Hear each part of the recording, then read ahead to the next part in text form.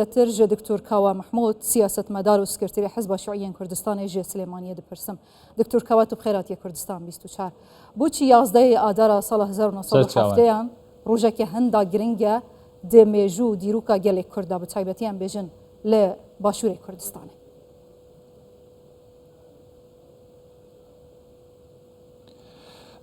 بگو من 11 آذر سال 1907 وزگەیەکی چلۆنایەتیە لە مێژووی تێکۆشانی گەلی کوردستان بەگشتی و لە مێژووی بزنەوەی ڕزگاری خوازی گەلی کوردستان و ئەمە پەیوەندی بە کۆمەڵێک بابەتی گرنگەوە هەیە کە بەتایبەتی کە ئێستا دەبێت جارێکی تر بە جۆرێک خوێندنەوەی بۆ بکرێ بەشێک لەو خوێندنەوە بۆکردنەوەی ئەو بابەتە پەیوەندی بۆ هەیە کە یەکەم جارە کە چەمکێ کاتە پێشەوە بۆ جێبەجێکردن بۆ بڵێن گوتاری سیاسی کە چەمکی حکمی زاتیە کە چەمکی ئۆتۆنۆمیە و ئەم چەمکە قایلبوون بەم چەمکە ڕازیبوونی بەرامبەر بەم چەمکە هەنگاوێکی گرنگ بوو کە لە بابەتی لامەرکەزی ئیداری کە پێشتر باسەکرا هەنگاو بنرێ بۆ حاڵەتێکی چلۆنایەتی کە بابەتی حکمی زاتیە. یەکێ لە بابەتە گرنگەکان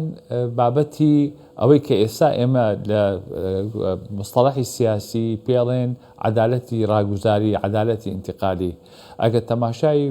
ئەو بەندانە بکەین کە لە بەیاننامەی 11 ئازاری ساڵی 1970 هاتووە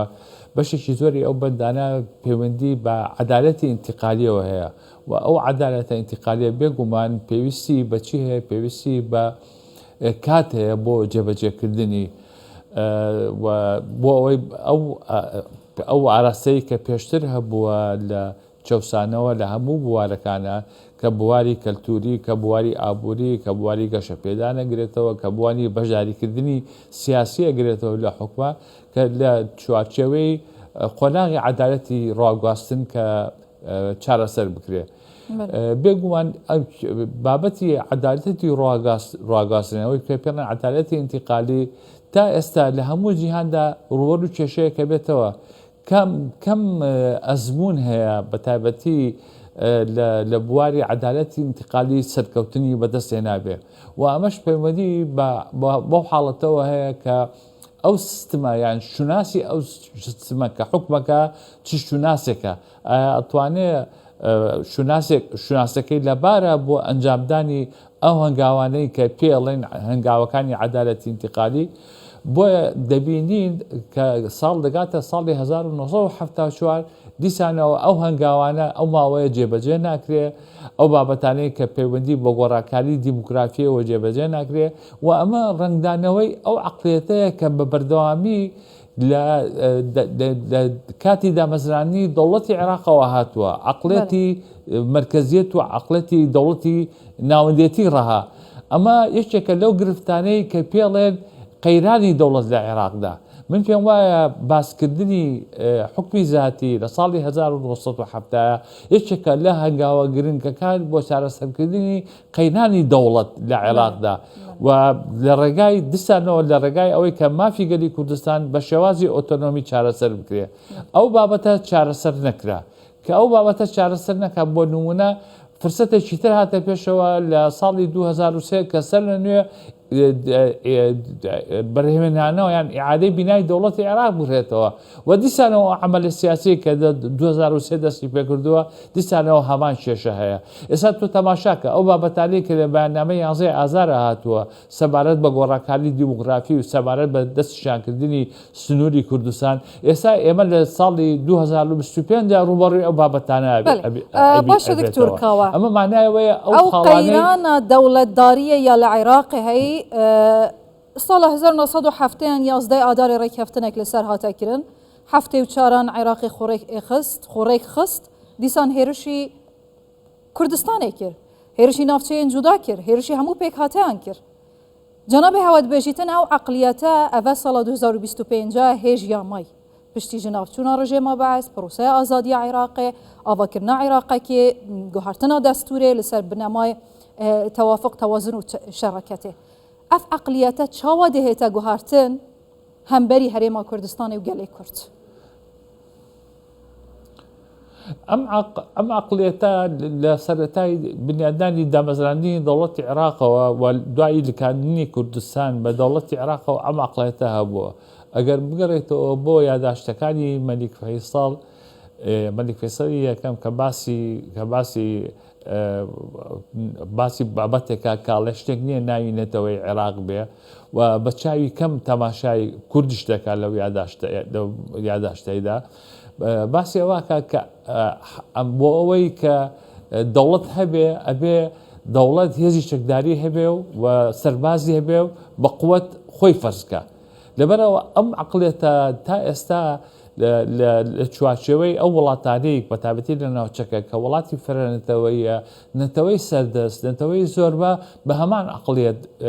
بیری کردوێتەوە. ئەمە بەردەوام بووە ئەم عقلێتە لە کاتی بەلەکێتا بەردەوام بووە لە کاتی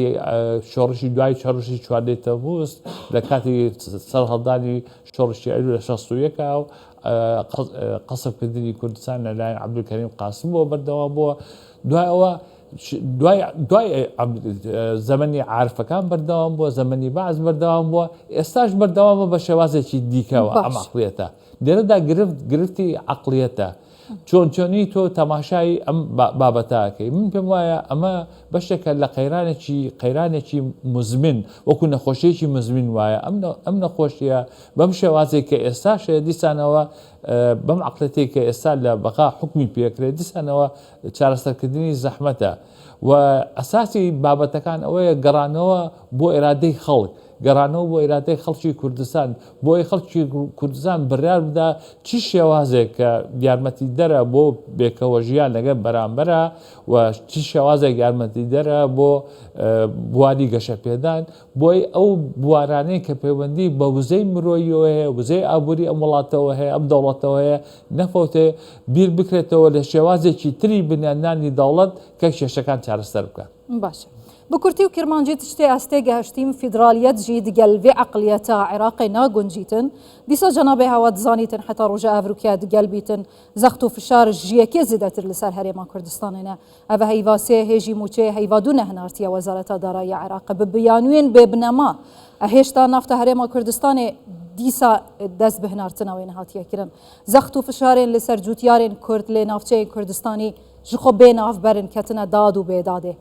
Çi şekilde xurêve birinek yan jî sîstemek digel vê eqliyeta li Iraqê mumkin e biguncît? من پێم وایە بەپێی بەدواتچوونی سیاسی پێم وایە ئەو پرۆسە سیاسی لە عێراق لە دەستی پێکرد لە ساڵی 2003دا پێم وایە ئێستا لە تونێلێکی داخراودایە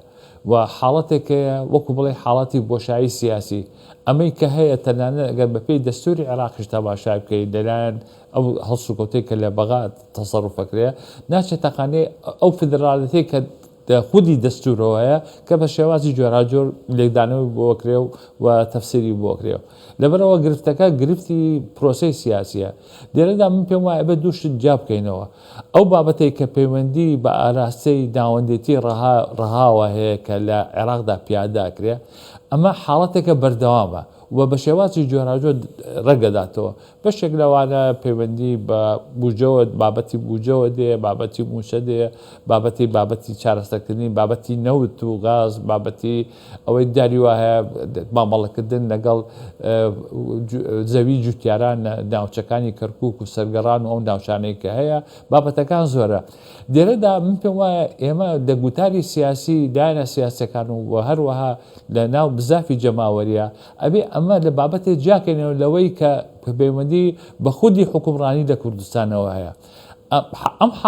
ئەمە حاڵەتێکە جیایە لەوەی کە ئێمە بڵین کە ڕازین لە شێوازی حکومڕانی لە کوردستانە. شێوازی حکومڕانی لە کوردستانە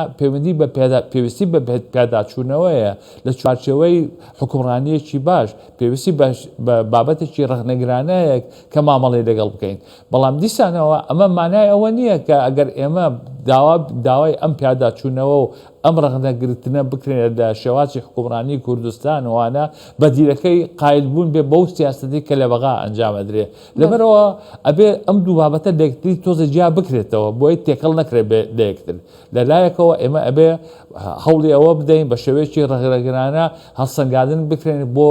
شێوازی حکومڕانی لەو کاتەوەی کە لە 91 و 92 کە ڕاپەرنگ بووە تا ئێستا ئەمە شێوازی ئەم حکومڕانیە پێویستی بە ڕەغنەگرتن و بە پیاداچوونەوە هەیە بەرەو زیاتر دیموکراسی حکومڕانی باش و بە ڕوبەڕوونەوەی هەموو ئەو دیادانەی کە نامۆیە لەگەڵ ئازادەکان لەگەڵ پێشکەوتن و گەشتە پێدان بەڵام لە هەمان کاتا ئەمان ئەبێ قایل نبین بەو ئاکامەی بۆ ئەنجامە و بەو ڕفتارەی کە لەلایەن بەغاوە لەگەڵ کوردستانە مامەڵە ئەکرێ من پێم وایە کێشەی بەغدا پەیوەندی بەوە نییە چێ لە حکومڕانیە لە کوردستانە پارتیە یەکێتیە دایانێکی ترە فڵان زۆربەیە فڵان کەمایەتیە من پێم وایە پەیوەندی بە پێکاتەی هەرێمی کوردستانەوە هەیە و عقلەتی بەغدا عقلەتی ناوەندێتی ڕەهایە. گەلێک سپاس دکتۆر کاوە محمود سیاسەتمەدار و سکرتێری حیزب شوعیەن کوردستانی ژێ سلێمانیە گەلێک سپاس.